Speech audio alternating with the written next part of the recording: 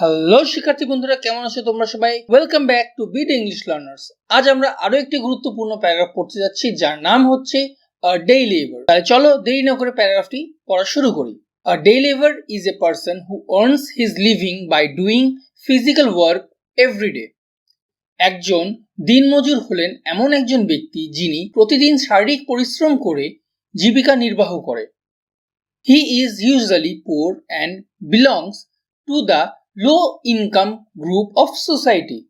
তিনি সাধারণত দরিদ্র হন এবং সমাজের নিম্ন আয়ের শ্রেণীর অন্তর্ভুক্ত। He works in fields, construction sites, factories, roads and different work places. তিনি মাঠে, নির্মাণ স্থলে, কারখানায়, রাস্তায় এবং বিভিন্ন কর্মস্থলে কাজ করেন।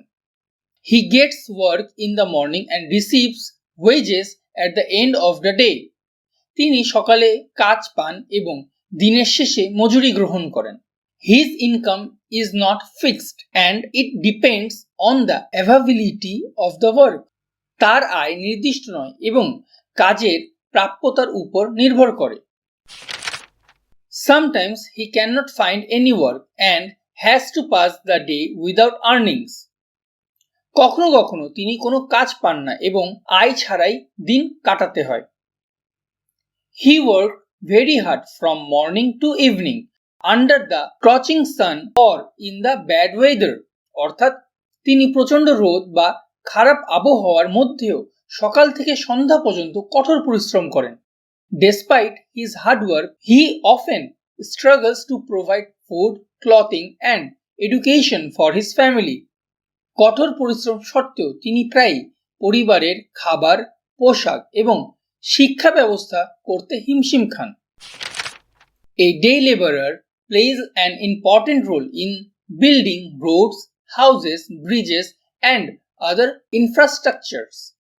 সড়ক, ঘরবাড়ি, সেতু এবং অন্যান্য অবকাঠামো নির্মাণে একজন দিনমজুর গুরুত্বপূর্ণ ভূমিকা পালন করেন।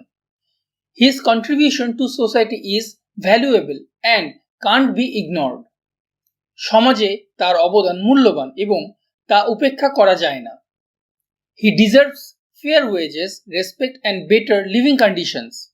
তিনি ন্যায্য মজুরি, সম্মান এবং উন্নত জীবনযাপনের পরিবেশ পাওয়ার যোগ্য।